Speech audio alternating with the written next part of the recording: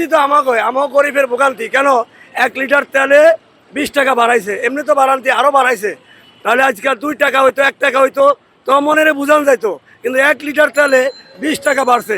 তাহলে গরিব যে আমাকে মাথার বেড়ে তো আমাকে পকেটের টাকা। এইভাবে তো আমরা সোজা কথা ধ্বংসের মূল, মানে আমরা ধ্বংসের পথে আছি সোজা এই পর্যন্ত। এই যে বাসের ভাড়া বাড়বে, লঞ্চের ভাড়া বাড়বে, এই বাইকের ভাড়া যদি আমরা দেখা গেছে আগে যদি 200 টাকা ভাড়া যাইতাম, এখন যদি 50 টাকা বাড়তে চাই আমরা দিব না, দেয় না। তাহলে আমরা বিপদে ভরে কি ওই 200 টাকায় যাইতে হয়, যাইলে ওই যে ঘাটতিটা আমাকে ওই টাকার ভিতরে ঘাটতিটা। ভাই আমরা সাধারণ জনগণ সবসময় সিন্ডিকেটের শিকার হই বাংলাদেশে, এটা নতুন কিছু না। তবে একটা জিনিস কি, যারা তেলের মজুত করছিল অনেকেই গাড়ি চালায় মজুত করছে, এরা এখন সিরিয়াল কমে গেছে শুধু তাদের কারণে। আবার অনেক পাম্পওয়ালা আছে মজুত করছে, কিন্তু সবসময় আমরা নিরীহ মানুষ যারা আছে এরা সবসময় সিন্ডিকেটেরই শিকার হই।